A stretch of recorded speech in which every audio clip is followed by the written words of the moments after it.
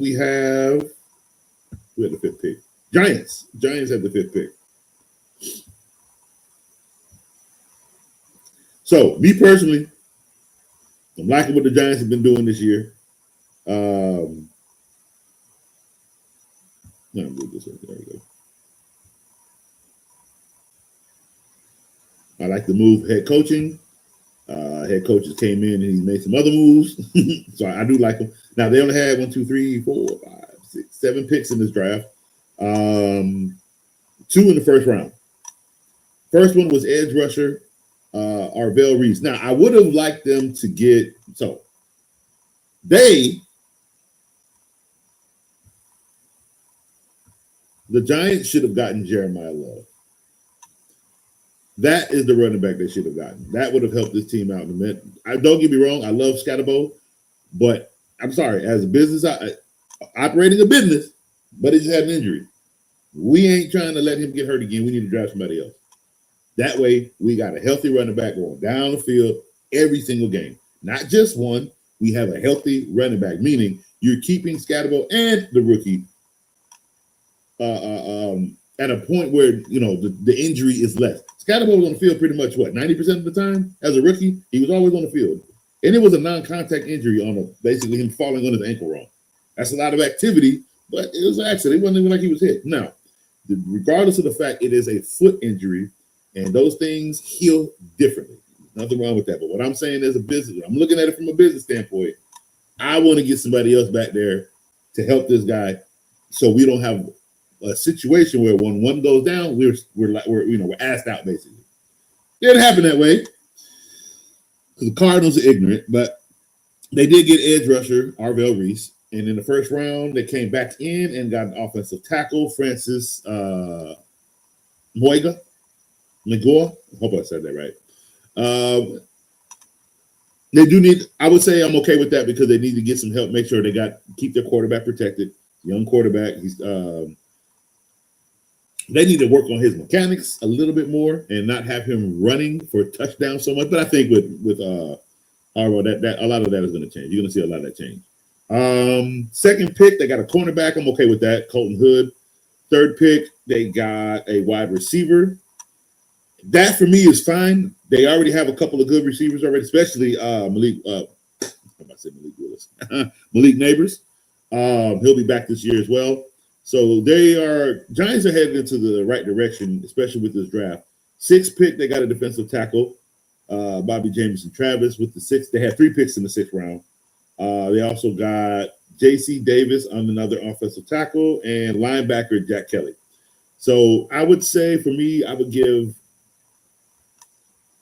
the Giants. I would like to see another linebacker. I would like to see a linebacker a little earlier than the 7th round. I don't think there's a name that splashes on the Giants team as a linebacker. But for me, I would give them. I give them a C+. Wasn't impressed with the draft, but the first 2 picks were okay. The first pick was the running back got taken, and they went ahead and got an edge, and I'm okay with that. You can always use the edge rusher, and you can always use offensive linemen all the time. So I'm okay with that. This thing, I'm okay with it. Doesn't mean it's gonna give them much of a boost. No, the team for me, the Giants team for me is already kind of in that mode, ready to move forward. Like I said, I kind of have them at the number 2 team in the AFC, in the NFC East, not in the conference, but just in the NFC East division. Not sure if this draft helps that. But again, with the great coaching staff that they have, we'll see how this all works out. I mean, your first round pick can be a scrub. Your 7th round pick can be a hero. So again, that's why it's the names for me when it comes to the NFL draft. The names to me, I'm not too focused on. Okay, it's what do you do in your position, because that's what you're being hired for. At the end of the day, it's a job, right? And at the end of the day, when you're building your job, did you build your roster for your job correctly? And this one is like, let's see, it's an average. It's an average roster for me. Like the draft roster, it's like I said, the Giants didn't do anything too spectacular, but they did address positions that are needed. All right, so moving on to the number 6 pick, which was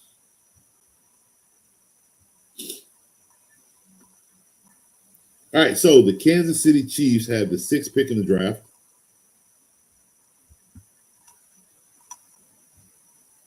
And with that pick overall in the first round, they drafted Mason Delane, Mansour Delane, cornerback. I do like that pick. Their secondary was another team that was, getting kind of depleted. So they addressed that with the first pick. And they came back into the first round for a defensive tackle, which was actually really, really brilliant. I like the fact that they came back in for a defensive tackle.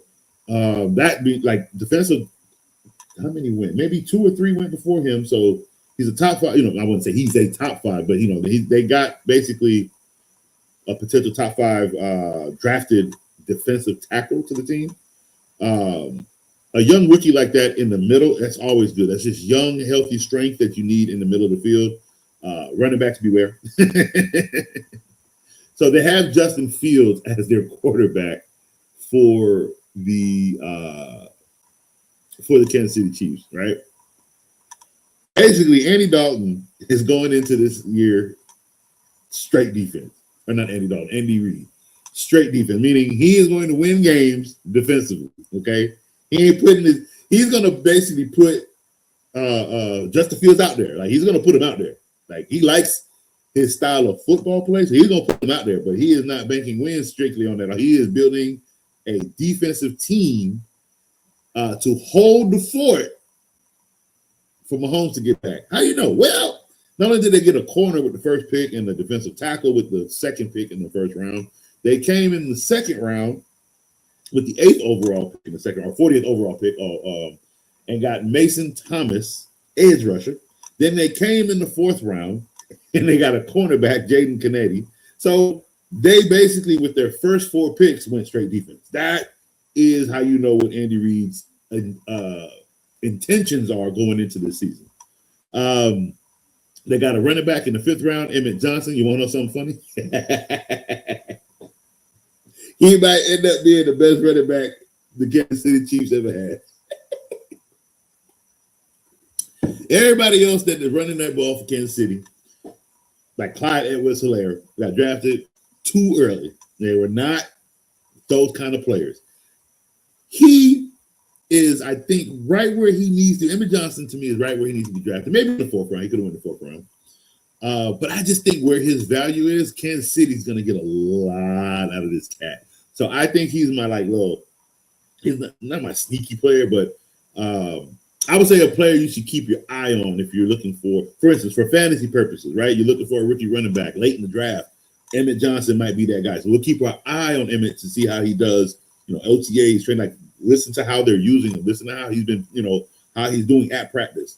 Like I said, I don't care too much for preseason games. I love watching them. They don't do anything for me because they're more so about 3rd and 4th stringers getting the spot. What I like to pay attention to during training camp season is camp. Like, what is going on in camp? What are reporters saying about players in camp? Don't listen to the whole, he threw 12 interceptions. They're designed. Those are designed interceptions. That's practice, okay? The yips, not really. Yips don't bother me. They said Jamar Chase had the yips in training camp. Had the yips during, preseason. Everybody faded him. I snatched that dude up so quick. I said, y'all stupid. And he went to the Super Bowl. He took me. I think I made it to the playoffs. I think I made it to the conference or the finals. I think I lost. But I'm saying, if I wouldn't have made it that far without Jamar Chase, because nobody wanted him. And he was my 3rd receiver because I drafted 2 others before that. I think I got him in the 9th round. Nobody wanted it. It was stupid. All right, so running back in the 5th round, they got a receiver, Cyrus Allen, in the 5th round as well. And they got a quarterback, Garrett Nussmeier, in the 7th round. Hey, he might be he might be a sneaky player. He might be the sneaky player. Meaning, remember, their quarterback is Patrick Mahomes. Their starting quarterback right now is Justin Fields. Okay? Justin Fields just doesn't happen to play well, they're going to go with Garrett. Garrett might play really well. And if not, that's fine, because Garrett's mentor is Mahomes. This is a future pick. Very late. I know some people look at a quarterback late and say, no, this was a very smart pick. I think a lot of the picks that the Chiefs did this year are very just intelligent picks. They only had a few. They 1, 2, 3, 4, 5, 6. They only had 7 picks. Not much room to do anything with where their team already is. So they're not trying to rebuild. They're just basically trying to get right back at good but better. You know what I mean? So for me, looking collectively what they did, their defense is not the best as it used to be. They went 4 defensive players with their first 4 picks. Their running back game ain't the best, but to me, they got a great value out of Emmett Johnson. Receivers, you can get them scattered anywhere. It's up to them in their hands to do something. I'm sorry. You can get a receiver in the first round. You can get a receiver in the 7th round. I'm dead serious. Receivers, it's all of it. That's one of those deep. That's why it's a diva position, because he might have fallen for some reason, but doesn't mean he's going to go out in the NFL field and play like a fallen player. Not every receiver. Receivers are different. You have to want the ball. You have to go out there and get the ball. And if that opportunity comes to you, you got to catch it. So if he's out here doing his job, he's going to be a great player for the Chiefs at the 5th round. And again, 7th round pick, quarterback from LSU. I don't know much about the quarterback. Again, I haven't watched. I did not get a chance to watch a lot of college this year. Hopefully that changes last year. So hopefully that changes this year. But the value, if the quarterback is what they need him to be for the future, it's a great value pick. For the Chiefs, especially with the way they killed it in the first 4 rounds, I'm gonna give the Chiefs a B. Chiefs had a B draft. I do like the way they, again, every move they made in this draft was very strategic, very genius, very futuristic, if that makes sense. It's all about the future. The one pick that is about right now is Mansour Delane. Okay, he is the right now pick. Everybody else, even Peter Woods, they are future. They're the future, basically. Okay, and everything needs to have a future. And I like the way they're planning themselves. They don't want to have to rebuild. The Patriots did this a few times where they just made strategic, smart draft moves because they still had Brady. And they still had great backups. So they knew where they were offensively. They knew where they were as an organization. So the picks were just strategically placed for future purposes, basically. Because mind you, some of the picks didn't work out. So what they do? They traded them away. Person never got any playing time, so they didn't have no miles on them. The other team can use them. So it's not about what you can. It's not about the player might have been. Sometimes the player just doesn't fit your system. But as a genius coach, oh yeah, he can work over there, and we won't have no problems dealing with him. It's all you just got to know. That, like football is when it comes to this era of the game, right? This part of the game, with drafting players, analyzing players, what they can and cannot do. It comes down more to not are they bad players. Nobody's a bad player. Okay, do they fit your system? The only way you become a bad player is if you cannot adjust from your mistakes. Again, a rookie is not going to play better, most likely in his sophomore year. However, what are you looking for in that 3rd year? To be better than both. If you elevated your game better than your rookie and that sophomore year that you had the slump. Now, if you're in the 3rd year and your 3rd year looks like your sophomore year, you're in a bad shape. If your 3rd year just looks better, but you can still use some improvement, well, that 4th year is how you get a contract or not, how you get an extension or not. See how that works? So, again, everything they did is more so for the future, which also means they're not heavy on handing out a lot of paychecks right now, which is good for them. They don't have to fork up money here, fork up money there, so they can also make in-season trades to make the team better. You're going to see the Chiefs make a lot of moves, but what I love is that they had a outstanding draft, the average draft. When I say outstanding is the genius of addressing every position needed at a value price.